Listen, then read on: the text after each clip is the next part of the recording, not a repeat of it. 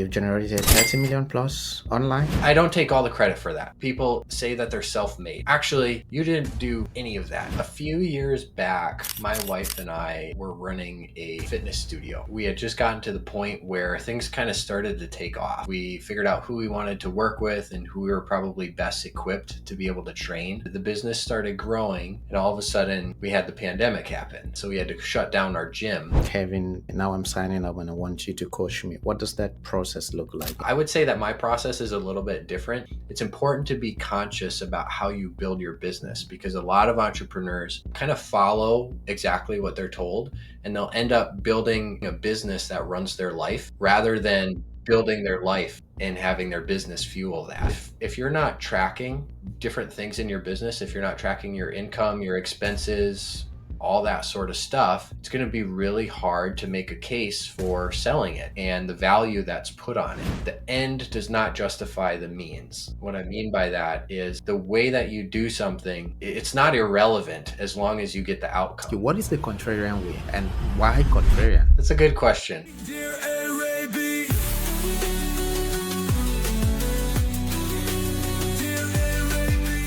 What's up, my smart friend? Before you jump straight into this episode, there are 3 boxes I'd love you to check while you watch. First things first, please make sure to hit the subscribe or the follow button down below, because the more we grow, the bigger guests we can approach on this platform and the more value we can bring to you here on the podcast. Second, a lot of friends always reach out to me and say something like, "Hey, Ari, I really did enjoy this particular segment of this episode." What I want you to do, if you get to a point like that, pick up your phone and send this to a friend and say, "Hey, check this out between 10 to 15 minutes. There's something very important I'd love you to see." Also, you're going to find the link to join our 21,000 Smart Friends on email, where you're going to receive an email from me once every week. Plus, down below, you're also going to see links to connect with the guest. So please make sure you tick those 3 boxes and enjoy the rest of this episode. Speaking to you, the first thing I wanted to ask you, what is the contrarian way and why contrarian? That's a good question. There's kind of a long story behind it, so I'll share as much as I can. A few years back, my wife and I were running a fitness studio, and we had just gotten to the point where things kind of started to take off.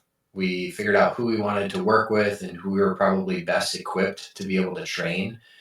And the business started growing, and all of a sudden we had the pandemic happen. And so we had to shut down our gym. And we ended up not too long after that having our firstborn, our daughter. And it was at that time when I had to go and get a traditional job. I'd pretty much always been an entrepreneur before that, but we got a growing family. I got to have some income coming in. So I went and got a traditional job, and I was working, supporting this ad agency, and I had worked with them for a while, got really good results for the clients, moved up in, position and more of a leadership role. And there was this one period of time, I can't even remember what year it was, but we were in a meeting and we were talking about this issue that the company kept running into over and over. Yeah. And they couldn't get past the cap of 20 clients. They would hit it, maybe go a little bit above, but then they would drop right back down. They couldn't sustain it. And I took a look at things and was able to recognize really one big issue that they had. It was that they were trying to serve, 2 masters, essentially. They had 2 different types of clients. They had coaching clients and they had e-commerce clients. And when I looked at the performance, like how did each of those 2 types of clients perform, which ones got better results, that kind of thing. Yeah. And then which clients took more of the resources, I was able to, it was really clear. The consulting and coaching clients got better results and they took less resources. So I said, my first piece of advice is focus solely on them. Tailor all your messaging toward them and everything.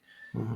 And the second thing is, when you do that, I know that you are going to get more clients. And so you need to have some systems in place for that. Well, they took the first piece of advice. They changed all their messaging, did everything like that. And within 2 months, they doubled their clients. They went from 20 all the way up to 40. It added around an additional 400,000 in revenue in just those 2 months. But they didn't take that second piece of advice and kind of build the structure that was needed to support that. And so a few months down the road, they started running into some issues. They weren't able to get the results that they promised their clients. That was a big problem. They had employee turnover, so it was putting more stress on everybody else who had to Mhm. pick up the slack. And they were actually having to give refunds because people were so dissatisfied. And so I did my best to try and support them, pick up the slack, doing essentially 3 different roles at once. And 2022 comes around. We're probably late June, and I'm on this leadership meeting with them, and they gave me some kind of shocking news for me. They were cutting my role from across the company. Hmm. And it was probably the worst time that something like that could have happened, because we were 2 weeks from having our second born, our little boy, and we were going to do a home birth. And so I don't know if you have any experience with that, but it's an amazing experience. But when you're having a baby at home, there's lots of things that have to be prepared and done. And so we were in the process of finishing our basement. We were doing like a remodel kind of thing, and we had, finances that had to all line up for that.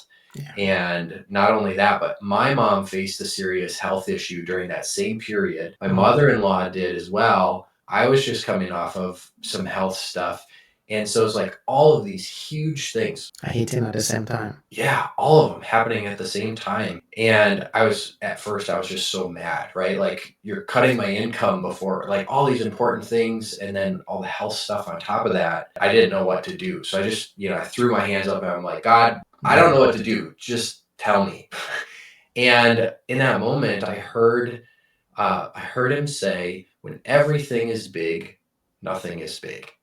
Hmm. So when you've got all these huge things happening around you, in comparison to one another, they don't look that huge. Like, I think back to this past August, September time, I took my wife on our 10-year anniversary trip, and we went to California, and we saw the redwoods, all the big giant trees. It's amazing when you compare those trees to the little ones that we have here in Wisconsin. It's like a whole different world. But when you're there and you compare them to each other, you're so small, you can never see the top. So you can't actually see how tall these trees are. So when you compare each of them to one another, they're not that big, right? They don't seem huge when you're used to that, when that's all you see. And that's kind of what it was like in that period of time. And so one of the things that I did as I was trying to figure out, like, what am I supposed to do next with my life? I know I'm an entrepreneur. I had a business during that time. I wasn't doing a ton with it. What do I want to do? I started looking somewhere that I hadn't really looked before, and that was to the Bible. And I was reading the Bible, just learning more about Jesus and his life, and kind of when I looked at the ways that he interacted with people, whether it was a one-on-one conversation like this, or he's speaking to a huge crowd, I noticed that there was a pattern in the way that he communicated with people. And that pattern is what set him apart from all of the other teachers of the time. If you're not familiar with the Bible, during Jesus' time, there were some different groups of religious leaders, and most of them were like power hungry. And they wanted to shut down Jesus and his message of salvation and peace and faith and all of that. They wanted to maintain power. And so everything that they did, the way that they communicated with people, like, they didn't try and make them feel like they belonged, like, I'm part of this, I'm in relationship with you. They were more about exclusivity, like, if you're not part of our club, kind of thing. And they didn't really help to grow people's belief at all. They kind of, they didn't help to transform people's lives. They were more like, you're born into this specific, group of people. You're going to stay there for your whole life. You can't grow, you can't transform, you can't become someone new. And everything that Jesus did was the opposite. Right. So for his time, he was very countercultural, and he was a contrarian. And so when I talk about the contrarian way, it's really just kind of this pattern of communication and helping people to have a transformation in the same way that Jesus did, which is countercultural. It's contrarian to the way that we typically do things now. So that's kind of the story that, led me to I didn't create the contrarian way. It's modeled off of something that I learned. Mm. And it's how I try and live my life when I communicate with people too. Mm. In that moment when everything was kind of falling apart from you, you have these issues from work, you have these issues with, with your family, you're dealing with lots of things at the same time. What was the thing that held you down? Not being able to control it. Right. I grew up as a perfectionist. I was a straight A student. I got all the right answers. I was like an all-star athlete, and a lot of it was for show. Like I was trying to, Prove something. prove something, Yeah. especially to my parents. One of the things that it's just a funny thing that comes to me is as I was growing up, I grew up Lutheran. It's like a denomination of Christianity. And one of the things that I had to do was pass this confirmation test. So you study for a couple of years and you learn a lot about the Bible and different concepts and stuff like that. And then you got to take this big test at the end. And on that test, I got 99.5% of the questions right. There's just like a fraction of one that I got wrong. Mm. And so just the reason I share that is that's where I built my identity. Like So not having control was disturbing. Yeah. Yes, exactly. And when I didn't have control over something, there was a problem. And that was really a period of time that shook me because I couldn't control any of this, right? Health issues. You could be the healthiest person in the world and something could happen to you that's completely out of your control, right? The job thing, losing my job, I was doing everything that probably a company that's looking for really high quality employees would be doing, like going above and beyond, all that stuff. And still this happened. And that was the hardest part. And that's kind of why I just threw my hands up and said, I don't know what to do because I can't do anything to change anything about this whole situation and all these things. So just like give me some guidance here. Mm. How long did you stay? I'm curious. How long did you stay back home before re-strategizing and deciding, let me start up, let me get back to my entrepreneurial journey? It was a period of a few months for sure. Because we needed some income, I tried to do a couple things on the side, finding a different ad agency to work out with, and just, I mean, you probably know what it's like when you're doing something and you're just like, this isn't right. It's like it's not what I'm called to do. I'm not feeling fulfilled. I'm just, going through the motions, and that's what I felt like for those few months until I started to kind of solidify some of this stuff and spend more time thinking rather than being out there and consuming other people's content and stuff, just thinking and being in my own mind. So when you go and you decide, let me start my own thing, what is the first thing you do? I mean, aside, we all know the basic things. When somebody wants to start a business, I need to get a logo, I need to build a website, all of that. Those are the basics. But talk to me about the mindset and the systems you're putting in place at that very moment. Let's say I want to start back out there. What's the first step? Do you go out? Okay, do you start pitching to other businesses? Hey, this is what I can do. Or are you trying to pitch or build a team as well? Or what's that process like? Yeah, that's a good question. I have a framework that I use now. I didn't have this back then, and I think it's part of the reason why I ran into some of the issues that I did when I was starting my own business. Because I've had a number of different businesses. I was a financial coach for a period of time, and I sold that because I just felt out of 2014, alignment. yeah.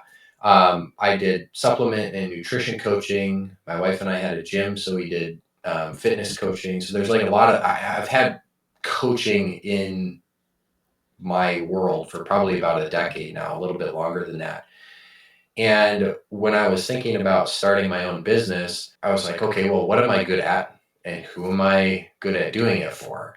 And the first answer that came to me is kind of the one that I took. And it's, well, you're good at running ads and you're good at doing it for coaches because you just, that's what you got fired from, basically. Not fired, but let go. And so I'm like, well, let's do the same thing. That'll be easy. It'll get me some income coming in. And, I started doing that. I didn't actually have much of a website at all. I wasn't doing any advertising. It was kind of a little bit of a blessing in disguise that there was so much blow up from this company that I just left and people unhappy because the relationships that I built with a lot of my clients, even the ones that ended up leaving, were always really strong relationships. And so I ended up working with some clients myself. It was my business after they had left and after I had left. So I didn't have to do a whole lot with marketing or anything like that. I did set up a formal legal business so I could do things the right way. I didn't just kind of wing it too much. But from there, the other clients that I got were all referrals. I didn't do anything. I didn't run my own ads. I didn't, make a whole bunch of posts organically on my social media. I didn't really do anything like that. It was all kind of word of mouth. And after doing that for a little while, I started to realize what I didn't like, what I didn't like about what I was doing. And I felt like a lot of what I was doing was just pushing buttons. And that side of this business of running ads, I was good at it. I got results both in my own business, working with the clients that I had and supporting these other businesses. But the area that I saw I got the best results with them was in the coaching. Like, it was in the mindset stuff. It was when we talked about pricing and offers and who you want to serve and some of those things. And that's kind of where I had my own moment of like, what things are taking up all of my time and resources and what things are getting the best results for people. Why am I doing this other piece of it that I don't really enjoy, doesn't fulfill me? I could teach somebody how to do that very, very quickly. So I shifted into this complete mentor and coaching model rather than like running ads or writing copy for people and all that sort of stuff. So the probably the biggest thing that happened when I made that shift, that's probably a better example of how I started my business. It wasn't right at the start, but once I was like, okay, I know what I like, I know what I don't like, I know what I'm good at and what I'm not good at, and I know who can pay for what I'm good at, right? Those are kind of the three things that I look at is, do I enjoy it? Do other people need it? And can they pay for it? And if all those things work, then we're good to go. You got a business, right? Solve a problem for somebody that you enjoy solving it for, and you got a business. So when a business owner comes to you or an online entrepreneur and say, Kevin, okay, now I'm signing up and I want you to coach me, what does that process look like and what do you have to help them achieve with the process? That's a great question. I would say that my process is a little bit different. The way that people they come through my world is usually they'll find me on social media somehow. They'll either, be connected with me or send me a friend request, or they'll see some content somewhere. And I've got a lot of short form content that's out there to, really, I'll just share a little bit kind of about what that process looks like. Cause I do the same thing for my own business as I teach clients to do. Okay. And it's a 3-step process. And these are the 3 ways that Jesus communicated when he had that conversation with people. Interesting. The first piece is belong, and it's helping people feel like they belong. Like, I understand you. We're almost one and the same. Like, we're cut from the same cloth. I know the things that really bug you because I've probably experienced them myself. I also know a lot about the aspirations and dreams you have because I have some of the same stuff. And you connect with people, you help them feel like they belong. And that's really the first step. So with my clients, I help them figure out, what does that messaging look like to show people that you care and that you can help them feel known and valued and understood, like an actual person, right? Yeah. So that's kind of the first part, because if people don't feel like they belong and they don't feel like you actually care about them, yeah, their ears are going to be turned off to what you have to say next. So that's kind of the first part. The second part that Jesus did, I call it believe. And it's where you start to shift some of those core beliefs that people have that are not serving them very well, right? In any type of area where there's a coach who's trying to teach a skill to somebody so that they can change their life, there's almost always some core beliefs that are off, right? If it's a nutrition coach, you probably got clients who are saying something like, when I make more money and can buy organic food, then I'll start getting healthier. Or when I have more time, then I'll start working out, right? A financial coach, kind of the same thing. When I'm making more income, then I'll start That's saving for saving. retirement, Mhm. right? So there's always these false beliefs that people have. And so when you've helped them feel like they belong and you know them, then their ears are open to hearing some of these other messages where you share, you probably have this belief, but here's why that's not helping you. And then you help them install a true belief, something that can actually serve them. One of the interesting things I did not that long ago was working with some life coaches.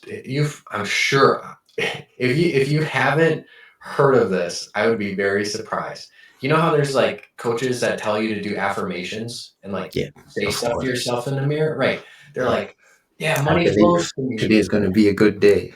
Yeah, it's going to be a great day. Money flows to me in all ways. Like I am successful, and like speak in the present as if you have all these things. And for most people, the vast majority of people, those affirmations never work. And there's a reason for that. There's a Wow. reason for that. Um, at its core, affirmations like that are lies because you are lying to yourself. So if I'm a coach and I'm trying to start a business and I'm saying these affirmations in the mirror, like money flows to me from all, different directions. Getting clients is really easy. I can make a sale just like that. Whatever affirmations you're saying, you have no proof of those in your life. And so essentially you're lying to yourself. And when you lie to yourself subconsciously, you learn to not trust yourself. And when that happens, your confidence in what you do and what you say decreases. And so one of the things I did was I shared with people how to use affirmations in the correct way. And essentially the way that you have to do that is you have to have some level of proof. There has to be some level of proof in what you're saying to yourself so that you're being truthful, you believe it, and you trust yourself more. And so essentially there's two ways that you can do that. The first way is the affirmations that you recite can be true experiences that you've had. So let's say I'm struggling with selling my course or my offer or whatever. Well, one affirmation that I could say to myself is, I might ask, have I ever sold this to anybody else in the past? Mhm. Right? If that's true, you could say, I've made a sale in the past. I can do it again. Right? Right. That's a true affirmation based on your experience. If you haven't sold your program or your course or whatever, your product, have you sold anything else in your life? Have you sold an idea? Like, have you ever told somebody about a really great movie And the and body. they decided to go see it? Well, you're selling an idea, right? So you could say to yourself, I have sold XYZ thing in the past. I can sell this too, right? Those are true affirmations that still build you up. But let's say you don't have an experience. That's kind of the first area you can go to build an affirmation that's true for you. Mhm. But the second area is if you can't think of anything yourself, maybe you can listen to a trusted source, somebody that you value what they have to say, you know what they're saying is true, and so you can believe it. So even though I don't have evidence in my life, I've seen it happen for you, or you're speaking this over me, so I know that it's true. And the best place that I go to for that is the Bible. There's Mhm. so many verses in the Bible that talk about identity, like who a person is, who they are in Christ, Mhm. what God calls them to be, like you're a Yeah. child of God, some of From those things. health to every sector of life, of course. Absolutely. And Mhm. so if you can't come up with an affirmation of your own, use an affirmation from a trusted source like the Bible or from God, right? Everything he says is true. Everything he says about me is true. So I'm going to speak that over my life. And I can be confident in that because I trust him. Mhm. So when you're talking about shifting beliefs and that being really the second part of kind of how I serve my clients and how I run my business, Mhm. um, those are some of the things that you look at is what are these false beliefs that people have, and then how can we replace them with something that's not only true, but there's evidence of it, like they can Mhm. trust it. So that's kind of the second piece.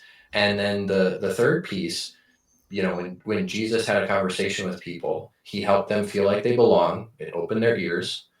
He helped them shift some beliefs about themselves. And then he called them to do something.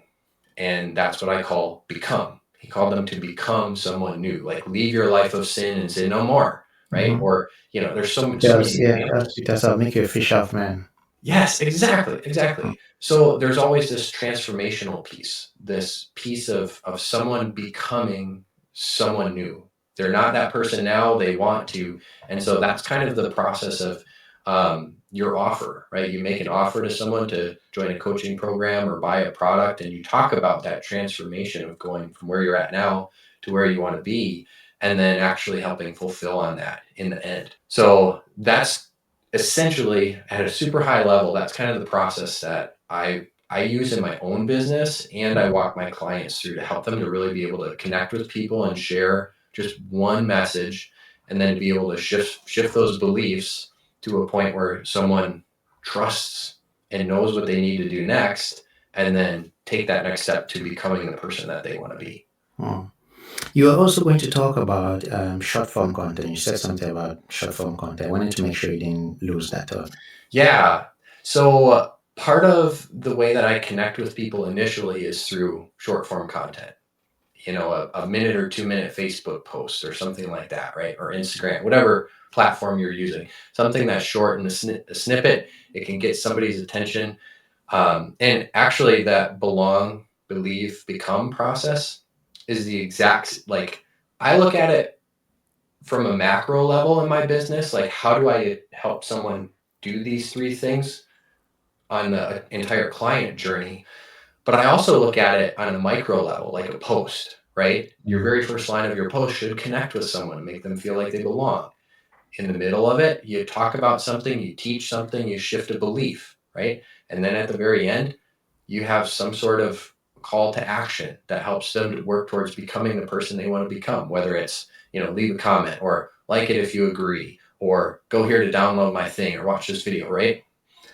So my short form content, it's kind of it's part of what I call my content habitat. It's just kind of like all of my content that I have out there where people can engage with me. So there's that, but short form can only go so far, right? Especially if you're using written content, people can only connect with you so much through reading it. Like they don't get to know you a ton and like hear your voice and, like we're doing right now. Mm-hmm. So that's kind of where the second piece of my content habitat comes in, and that's the long form content, stuff like this, podcast episodes, YouTube videos. It's really just a chance where people can hear you. It's a different medium, different Feed way off to your energy. Yeah, they go deeper on different topics, and that's where some of those beliefs are able to be shifted easier because you got more time with people, right? And if people consume your content, the more time they spend with you, typically the more they're going to trust you, right? So that's kind of the first part of essentially my marketing machine. So if I think about the marketing machine, it goes from kind of like your content on social media, you throw them into like a funnel, and then you're able to kind of do a call close for them. That's how most people do it. Mine's a little bit different. So I just wrote an email about this not that long ago, and my family and we went on a road trip to a place called Wall Drug. Well, that's not where we went. We were going to the Badlands in South Dakota. It's just like a really cool scenery, lots of hiking. We went to Colorado as well. And on the way out there, we're on the interstate, and I see this sign, and it says something like, 5-cent coffee at Wall Drug. And so I asked my wife about it. She's like, "Oh, when I was younger, we went to Wall Drug. It's, this place where there's lots of cool stuff, whatever." So we continue going down the highway, and I see another sign. It's like free water at Wall Drug. A little while later, another sign. Kids love Wall Drug. Like, seriously, as we were driving down the interstate, I probably saw hundreds, if not thousands. Yeah, exactly. They're drilling it in. And this email that I sent out, the subject line was, "Every sign leads to Wall Drug." So when you think about that in your business, if you're a coach, you probably have like one core offer, Yeah. one main thing that you sell that's going to make the best transformation for somebody. Well, with your marketing, if you want to have a simple business that's easy to operate, that you can track really well to see if it's working or not, um, there's typically a single client journey that people go down. And so every sign that you're putting out there, whether it's a post or an email or a video or whatever, for me, I always point them to one place. They always go to the same place. That's My wall drug.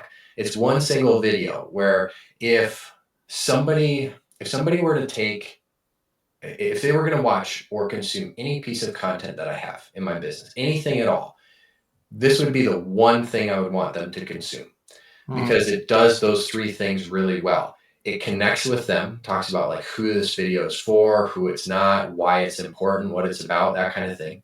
Shares a little bit about my story, so they get to know me personally and like what I'm about, that I'm a Christian, that I'm a family man. I love to be outside and hike, that kind of stuff. And then it talks about some of these different beliefs that a lot of coaches have as they're trying to grow their business and stuff like that. And it works to shift some of those. And then lastly, it gives a call to action. It says, if you want to learn more about working with me, here's what to do. And so all of my traffic drives to that. And if somebody decides that they want to work with me, then they send me a DM on Facebook. And I ask if they've watched that video yet, because that's the one most important thing I want everybody to see. And then once they have, I get them info about my offer. It's basically just like a Google Doc or a page that just says, here's everything. And then they can decide to buy or not. So I personally, I've done phone calls before and they work really well. There's also a big downside in that they take up a ton of time. Yeah. And if you're hiring somebody else to do it, they also take up a lot of money too, Yeah. right? You got to pay for that. And so my belief is that if I can communicate essentially the same things, and if I do a good enough job on my marketing to help people understand, like sell me as their coach, like here's who I am. If I'm a good fit for you and you click with me, great.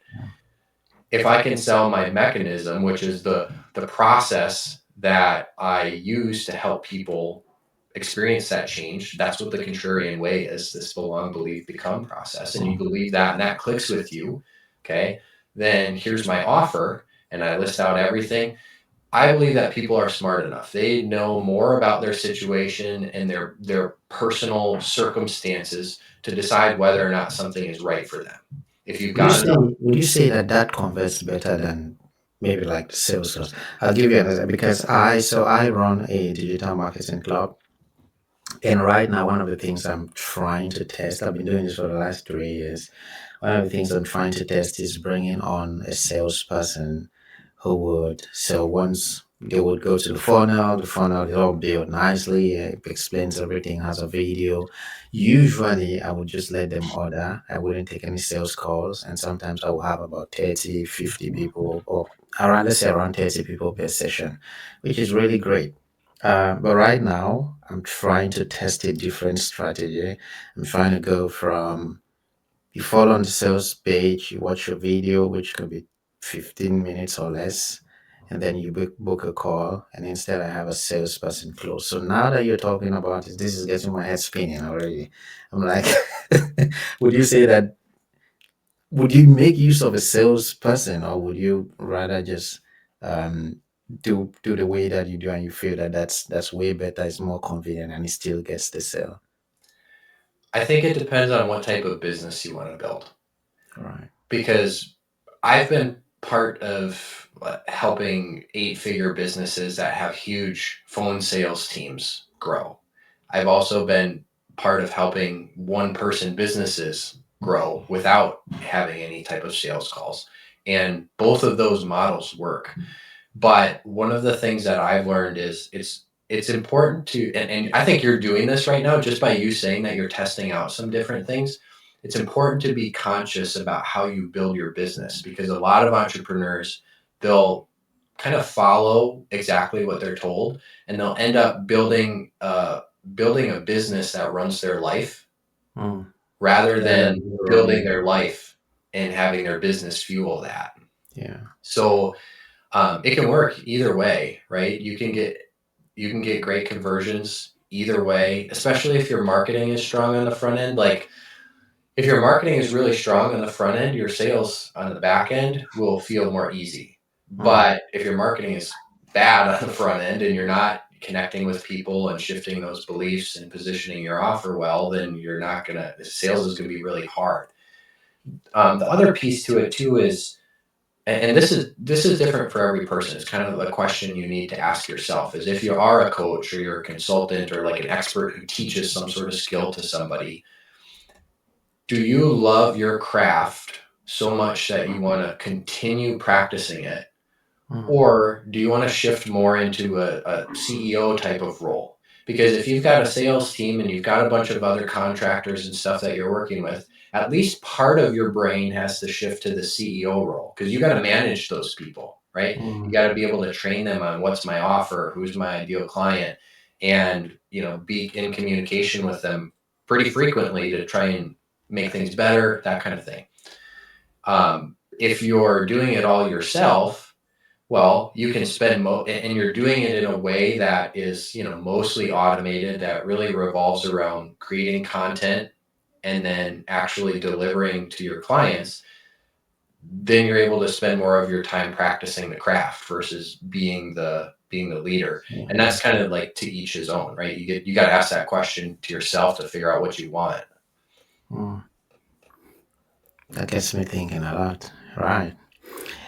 I think we've talked and we've kind of entered some of the questions, some of the things I wanted to be honest, I've just been carried away by the conversation, which is what I always like though, because I feel like when we have these conversations, as curiously as I ask, I figured out the people on the other side, everyone listening just enjoy it that way. I kind of came across your journey, and this is going to be like a two-ball question. I know that in your journey, there's a time you sold a business, and then you and your wife started. You said you guys started in nutrition. You started out as a nutrition coach, working with a network marketing company. And so I wanted to ask you. The first thing is, what did selling, even right up to the point where you sold your business, what did selling your business teach you about just the process itself? Maybe something that process taught you. That's a good question. This business that I sold, my financial coaching business, Okay. it wasn't Financial coaching, right?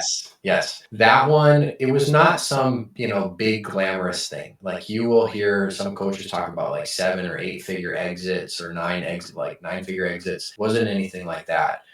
It was much smaller, but it taught me a few really valuable lessons. One, whatever you're building in your business, you've kind of got to make a decision right now.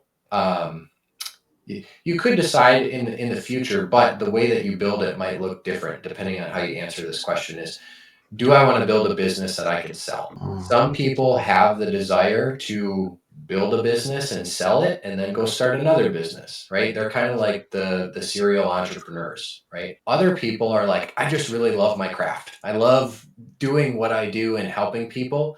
I don't care so much about selling it. Like when I get to 60, 70, 80 years old and I'm like, okay, I'm about done, then the business it ends, right? So either of those is okay, right? You don't have to leave this giant legacy of selling a business or whatever if you don't want to. For me, when I was building my business, I didn't ever really think about it as something that I wanted to sell, but I knew that I was helping clients and I had this, book of business, these people that I was helping. I was getting paid regularly from them. I had recurring income coming in, and they were people that I cared about. So I didn't want to just, leave and not be able to help them. And so when I started kind of thinking about getting out of that business and selling it, I had to find somebody, one that I trusted. I'm essentially giving relationships Your that I baby. built Yeah. to you. And I want you to take good care of these people because I care about them. So that was one big thing is, you gotta have relationships and be talking to people and figure out who you trust. That's kind of one thing. The second thing is if you're not tracking different things in your business, if you're not tracking your income, your expenses, all that sort of stuff, it's going to be really hard to make a case for selling it and the value that's put on it. So fortunately, that was something I'm a little bit more of an analytical mind sometimes. Like the creative side of me is part of the reason why I left the financial world, is because there's so many laws and regulations and things you can and can't say. So I got out of that. But the logical side of me, kind of the analytical side, kept really good track of everything.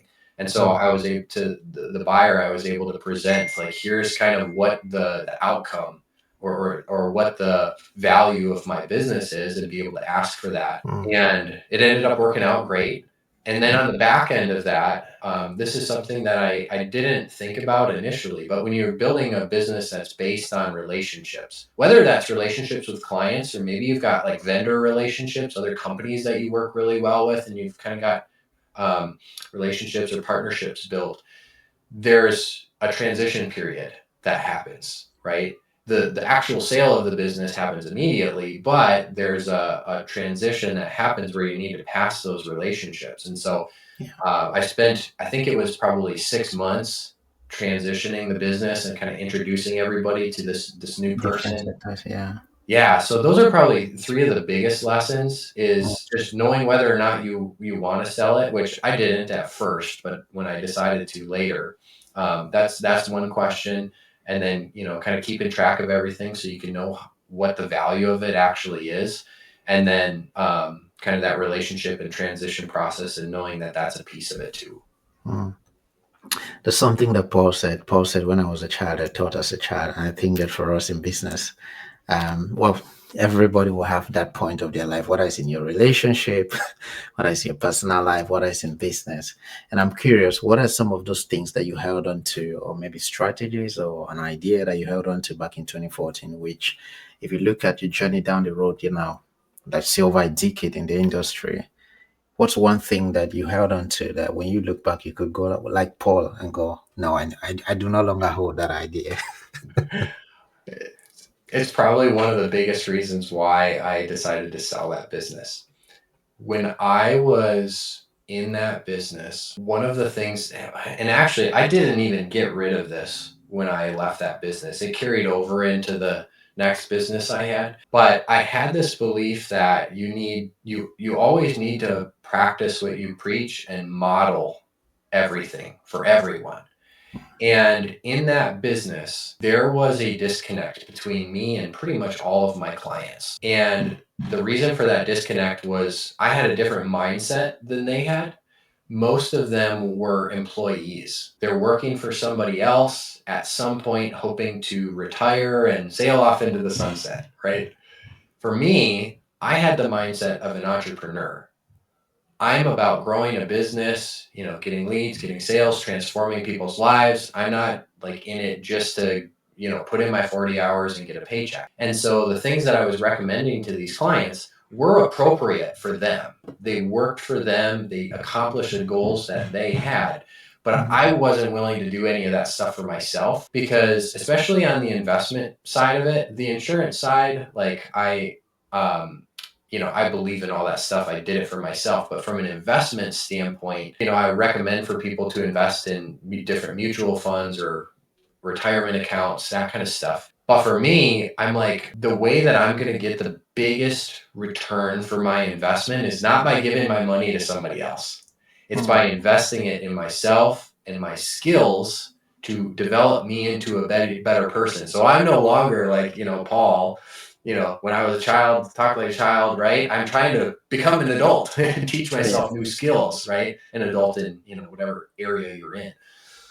When we got out of that business and then we moved into the network marketing, like supplement and nutrition business, I kind of still had a little bit of that mindset. Like, I need to take all these products so that I can tell my story to everybody else, so that they'll maybe want to buy all the products, right? That kind of thing.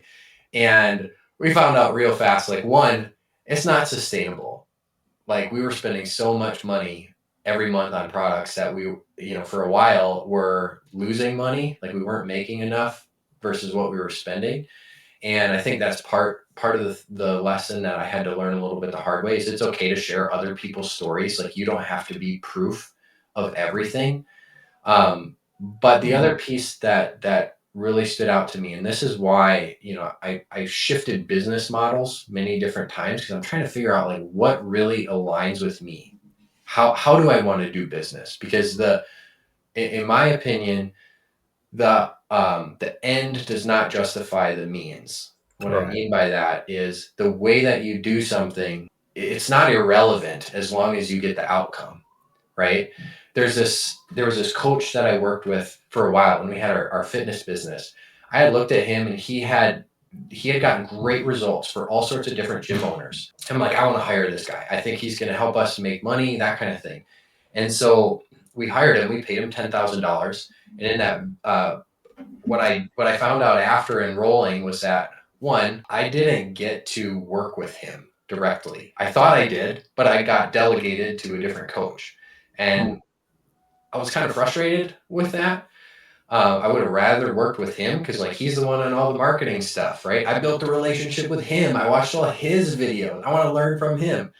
But I didn't get to do that. So that was a little bit frustrating, but I still implemented all of their systems and their processes. And so we paid 10 grand.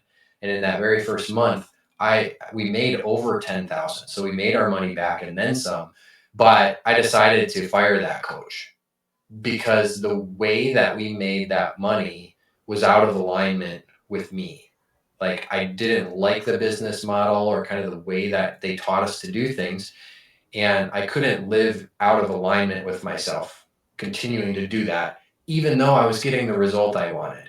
And so that's what I mean by the end doesn't justify the means. Like, that's why I went through so many different business models, is I was trying to find something that really clicked, really worked with the way that I wanted to do things and how I wanted to be able to help people. So I think that was probably another big lesson that I took from that, financial business and the network marketing side of things. Down the line, you said you've generated 30 million plus online. Yeah, it's cool. I don't take all the credit for that, because one, I hear this thing a lot, that especially in the coaching industry, people say that they're self-made, right? They've got the like big necklace that says self-made, or they're like, I did this and that. I'm like, actually, you didn't do probably any of that, because God gave you the skills. He gave you the abilities to be able to do this stuff. Not only that, but people had to buy from you, right? It's not a one-way street. You didn't just take their money, right? They had to say yes to you. So there's something on them. And then you probably have relationships with other business owners, right? Maybe there was somebody who became an affiliate, or they introduced you to this person that introduced you to that person that made this deal happen. So when people say self-made, I'm like, that's ridiculous. Like, have some humility. Yeah. I don't remember where I was going with that. The 30 million plus. So, some of that, like, I was helping, like, big businesses. Other parts of it, I was helping smaller businesses. And so, I don't take credit for all of that, right? There's other people that are involved. Like, if I am helping a coach with their strategy, and they decide, I want to run some ads, so I'm going to hire this ad agency, right? Well, that ad agency, they're the ones running the ads, right? They're the ones who are maybe writing the copy or creating the creative. So I had a part in that. I'm not the sole person who's responsible for, $30 million of revenue over the past few years, but it's trackable. So Currently, do you work with a team, or this is just you? it's just me. Wow. I used to have this. You should really be good at certain systems. Jeez. Some systems I'm good at. I'm trying to, I guess it's kind of a system, but it's also kind of a mindset that I made when we had our fitness studio. I created this acronym called SEE, and it stands for simple, efficient, and effective. And so the way that I initially used that is, we had a team, we had other instructors and people who would clean our gym, stuff like that. And so when we had these team meetings, I would say, as you go forward this week, whatever you see that you can make more simple, efficient, and effective, whatever you see with your eyes that can become more simple, efficient, and effective, write it down, bring it to the next meeting. And that was a way that we were able to continually improve our processes. And that's what I try and do with my business as well. I used to have when we had our gym, I used to have this, Richard Branson, right? You're from the UK. Who doesn't, right? He's a huge success. I read all of his books and I'm like, I want to be like him. I want to have these, branded gyms. I want to have restaurants and hotels and like do all this cool stuff. And as I got into business, I'm like, that's not me. That is not me. Like, interesting. Good on him. He knows his personality. He knows what he's really good at, finding other people to lead stuff. He's good at finding leaders. That's, and doing crazy marketing stuff too.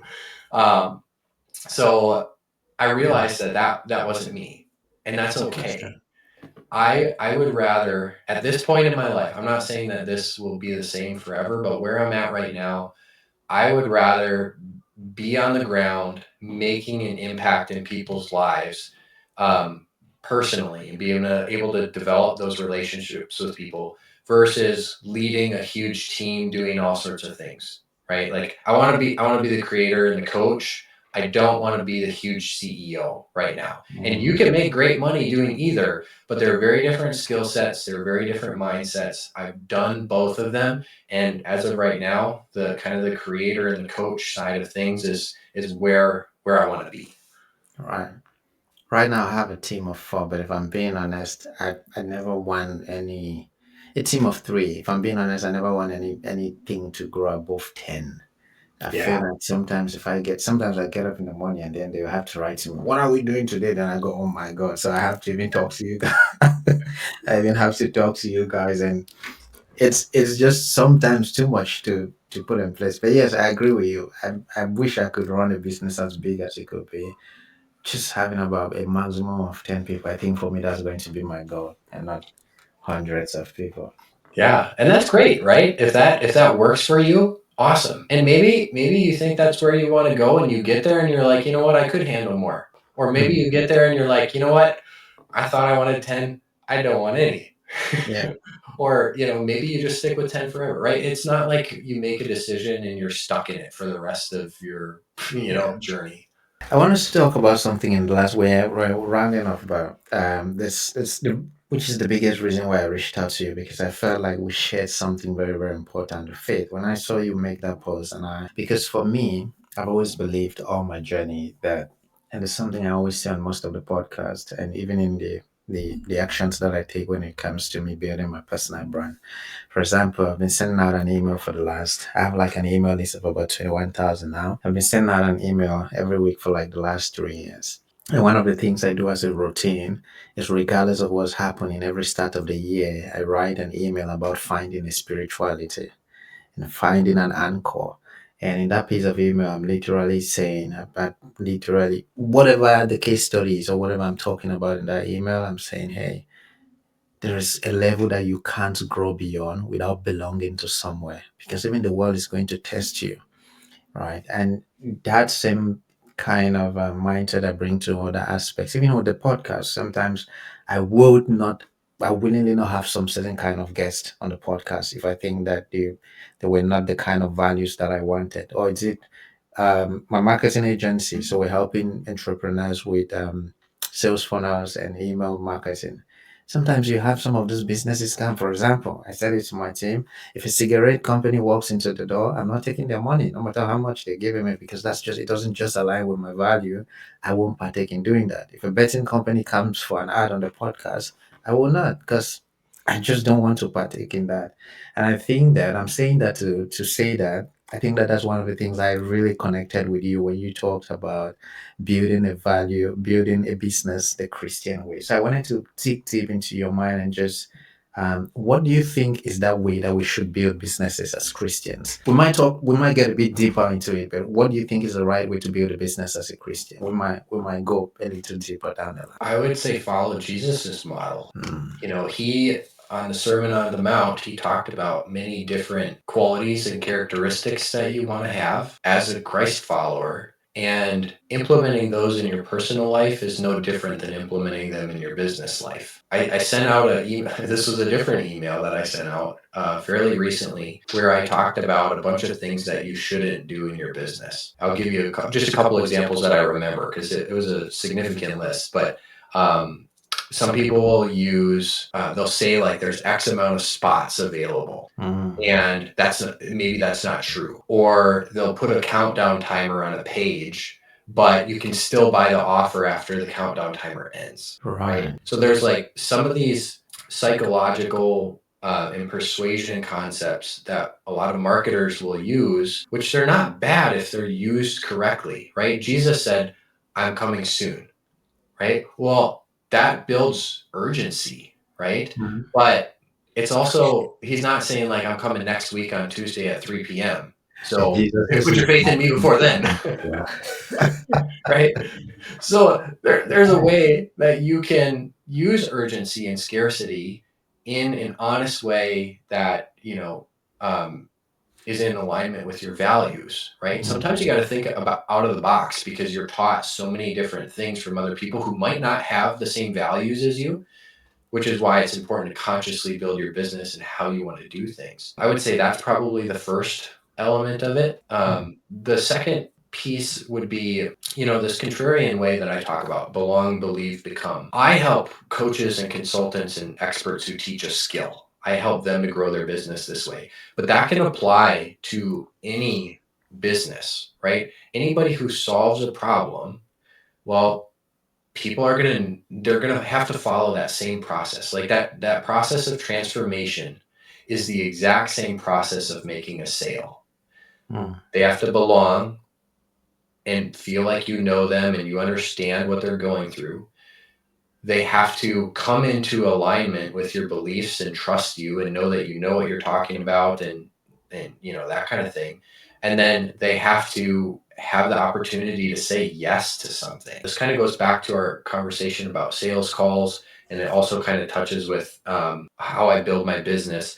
So I was working with a high ticket coaching company once. I was reviewing some of their sales calls, and I actually joined along on some of their live sales calls to just like look at things with them.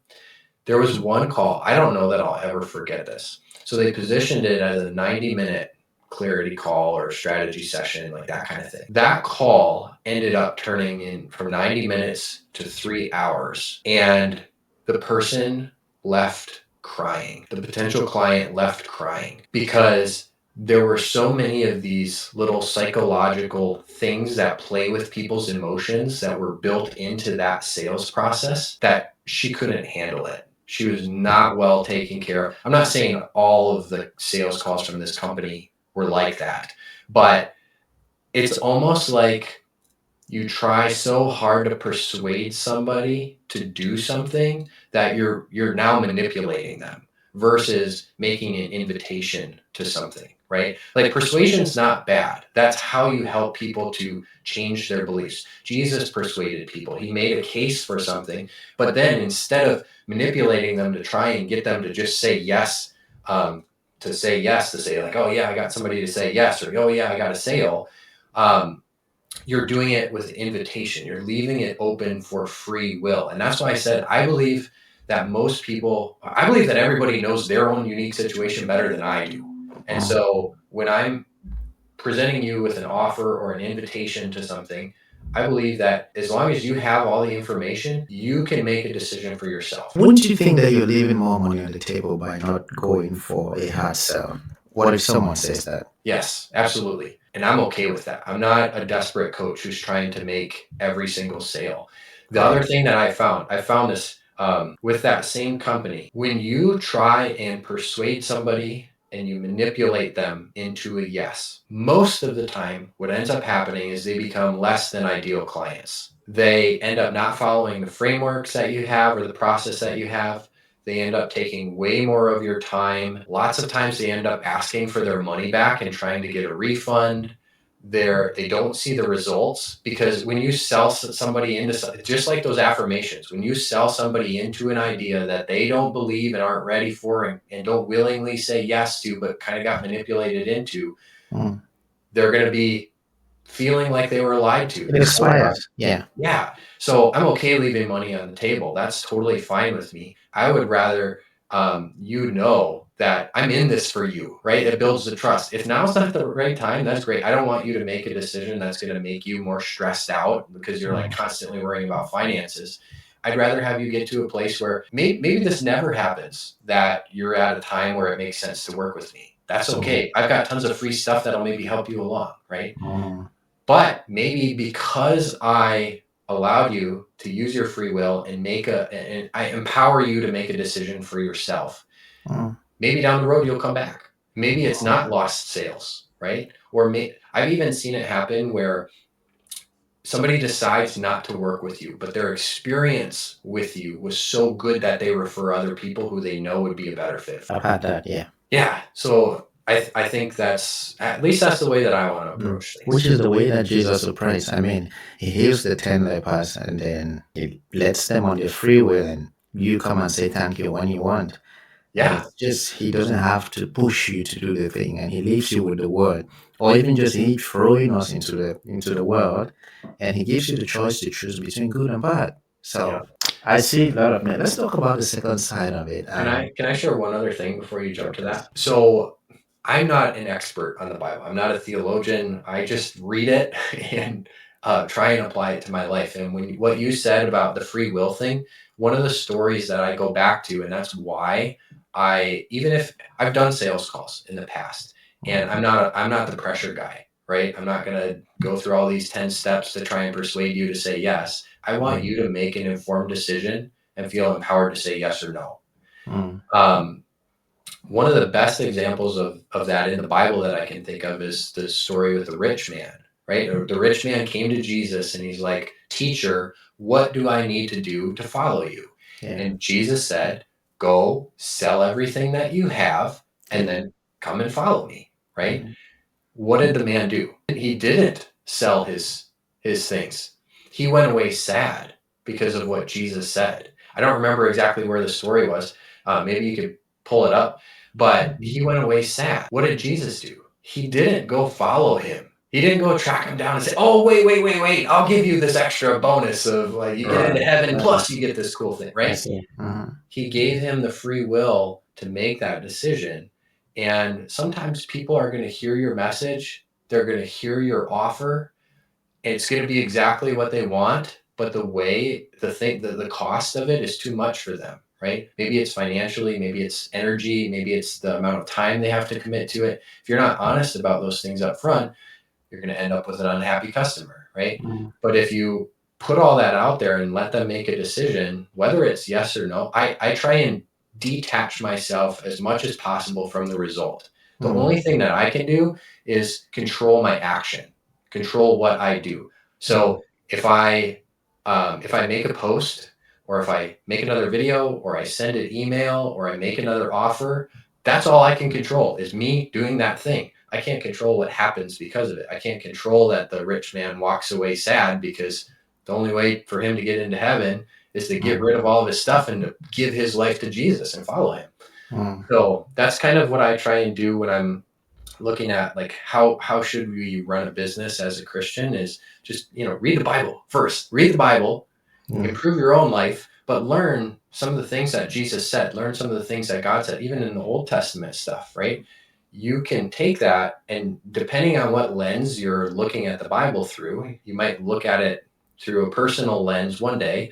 You might go back to the same verses the next day and look at it through a business lens and walk away with something that you can feel great about applying to your business. And that's how you build a business that you love. This has been very, very eye-opening. And by the way, I was going to put a countdown timer in one of my funnels. I'm taking that out. Well, okay, so here's the thing. I'll make a caveat for you. If it's true, you can do it, right? If you're doing a live event for something and it's happening, I would Tuesday at 3, right? The page I wanted to put it on was going to be a page where, we know how to do the technique, yeah? It was going to be a page where once the countdown ends, it's going to redirect them to another page. Sure. However, if they leave the funnel and get back, the countdown restarts, right? Yeah. So but yeah, just what you said, I was like, no, I don't have to put that. I was really thinking of testing it out. Yeah. I was like, no, so I'm not at that. It might work, but what will it do to your integrity if you find somebody who does that, right? It's not going to feel good. Like you know what you should do. It's not worth the extra I've never sales. thought about it from that perspective. If you were saying, hey, you want 25 people and 25 people get in, yes, I would say that and I keep to my word. But from the perspective of the countdown time, I was just like, all right, yeah. I've never thought about it that way. Yeah, yeah. So it's, it's one of those things where you gotta just think about it, make some conscious decisions as you're building your business, and that's kind of how I do it. The last set of questions are going to be literally 10 seconds questions just to get your general idea on this.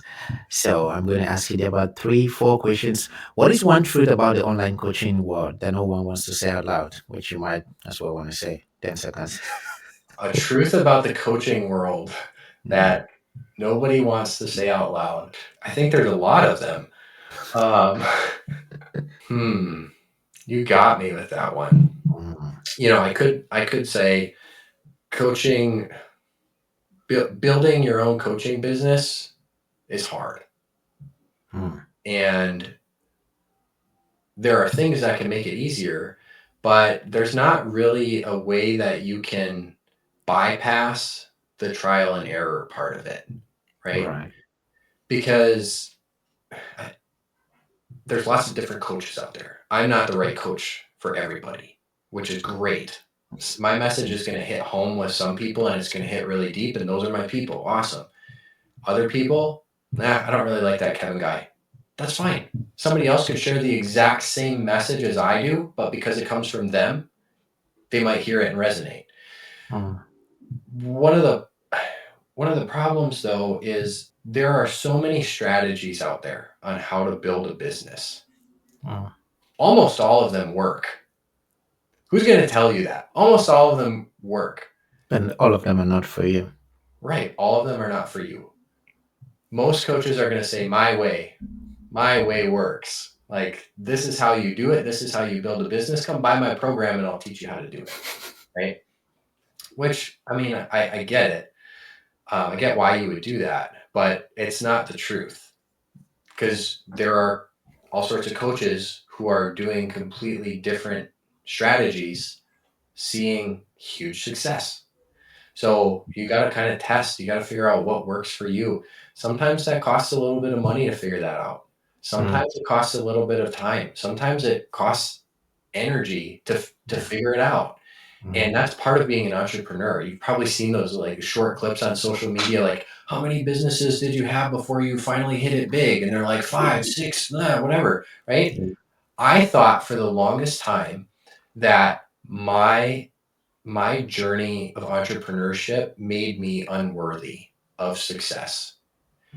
Because what most people put out there is their one big success, and that's what they talk about.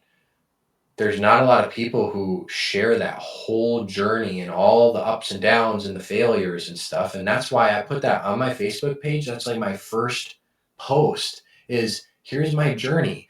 I sold my financial advising business because it wasn't a good fit.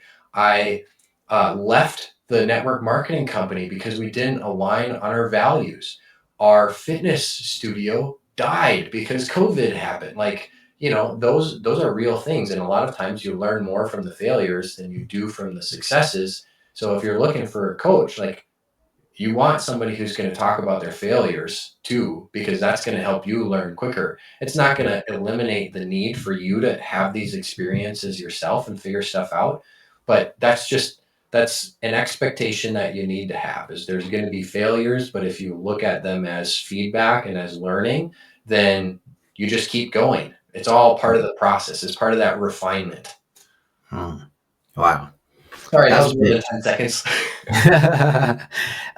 When your kids look back one day, what do you hope they say about you? He loved Jesus. That's it. That's all I care about. And that he loved us. Doesn't matter how much money I make, what type of house we have, what type of car we drive.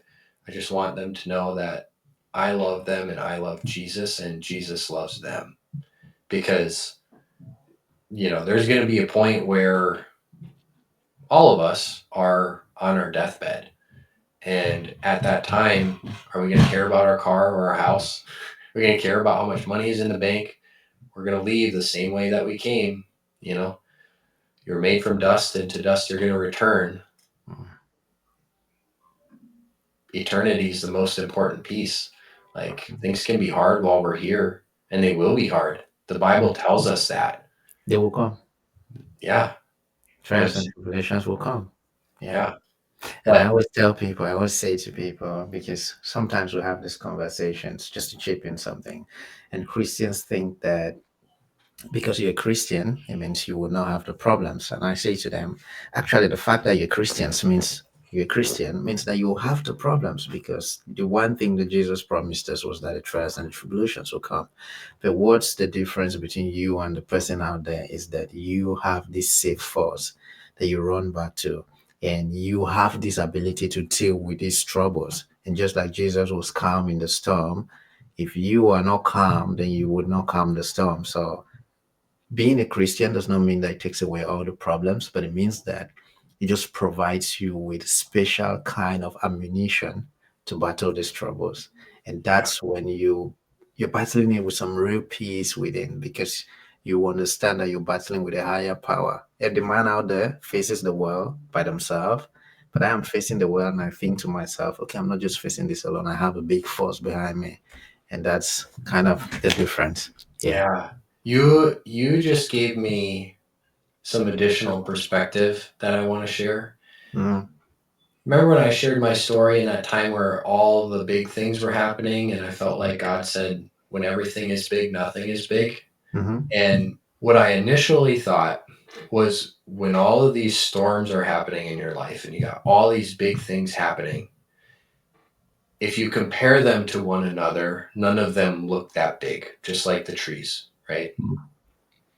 And I thought that going through a situation like that increased my threshold for stress. Like, I can handle more because I've been through a time where everything was big. But you changed my mind. What you said about God being our hope, when everything is big in your life, nothing is big for Him. Mm.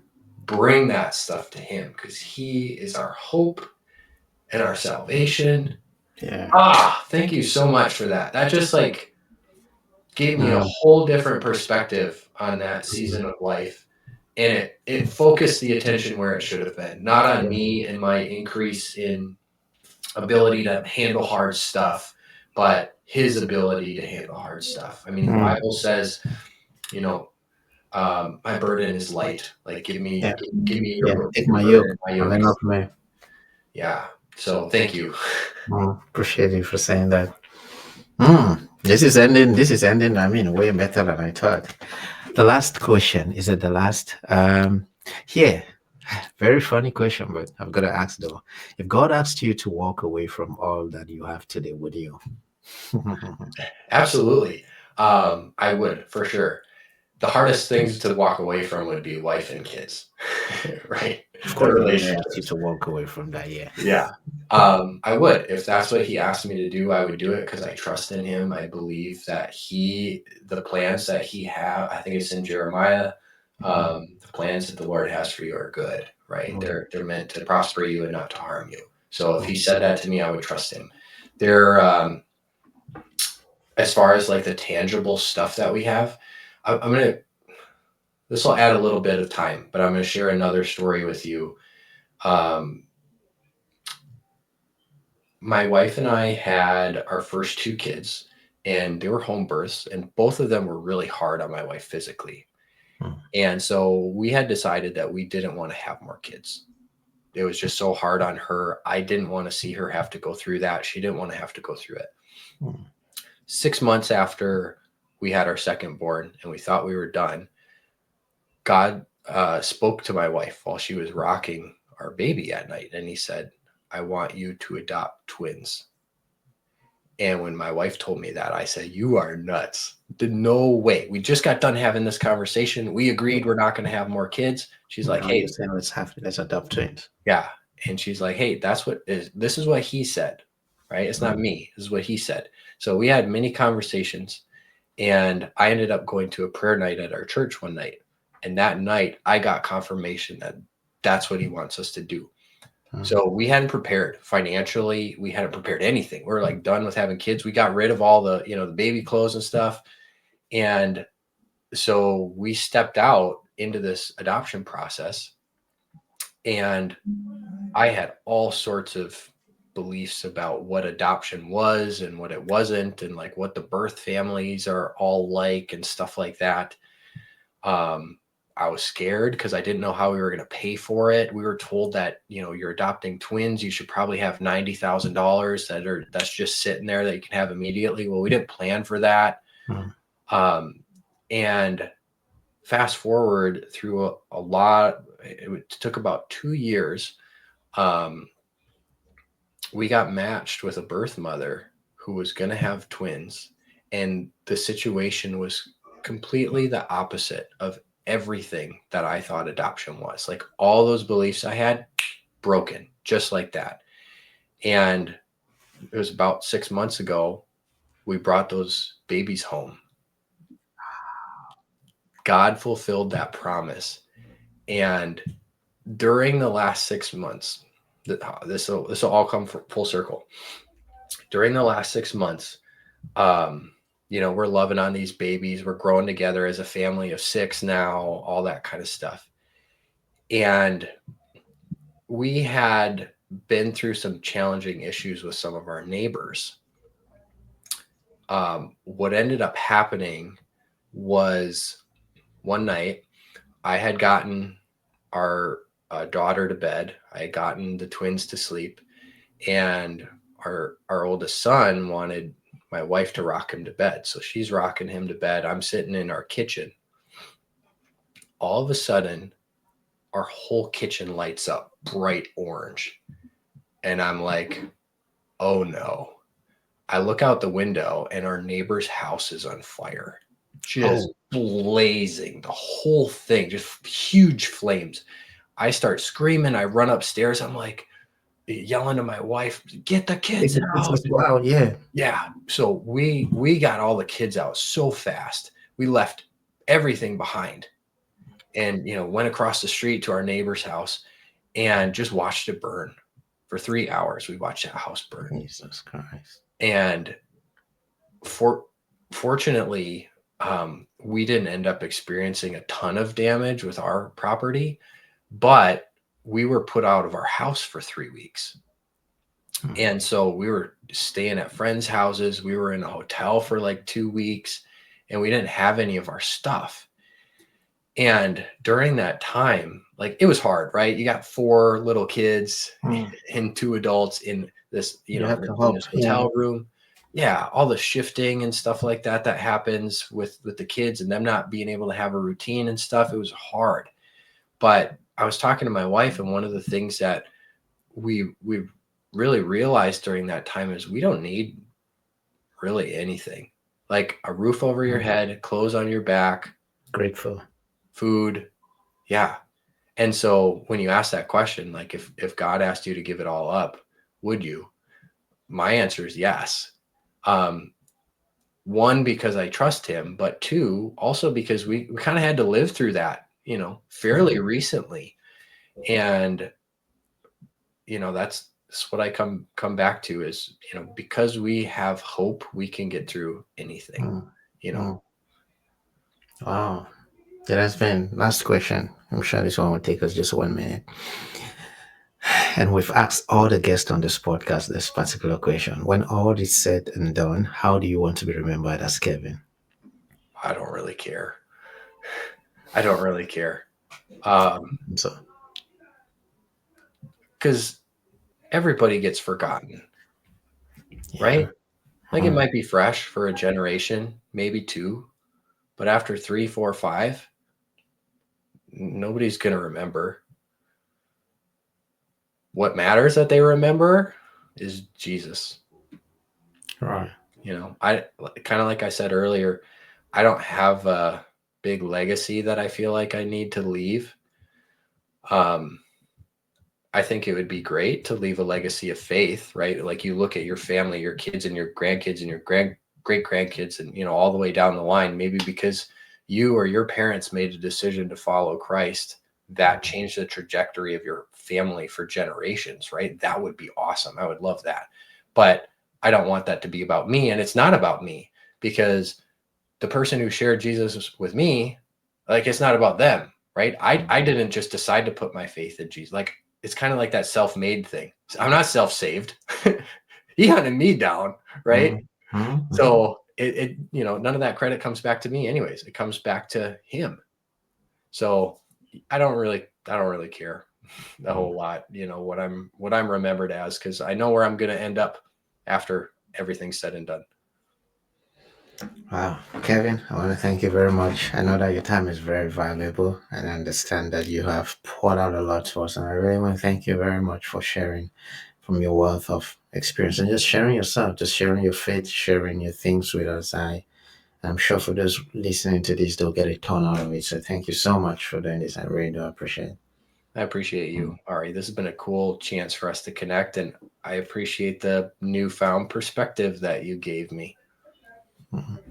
If you just enjoyed this episode, the chances are that you're going to enjoy other amazing episodes that we've recorded, so you can check that out somewhere around this video. Before you go, please make sure you check our 3 boxes. First things first, please make sure to hit the subscribe or the follow button down below, because the more we grow, the bigger guests we can approach on this platform and the more value we can bring to you here on the podcast. Second, a lot of friends always reach out to me and say something like, "Hey, Ari, I really did enjoy this particular segment of this episode." Pick up your phone and send this to a friend and say, "Hey, check this out, between 10 to 15 minutes. There's something very important I'd love you to see." Number 3, please make sure to check out the links in the description for very helpful resources. So before you go, please make sure to tick those 3 boxes. Like I always say, my friends, cheers to many more years of shamelessly living and crazily excelling in passion and purpose. And I'll speak to you in the next episode.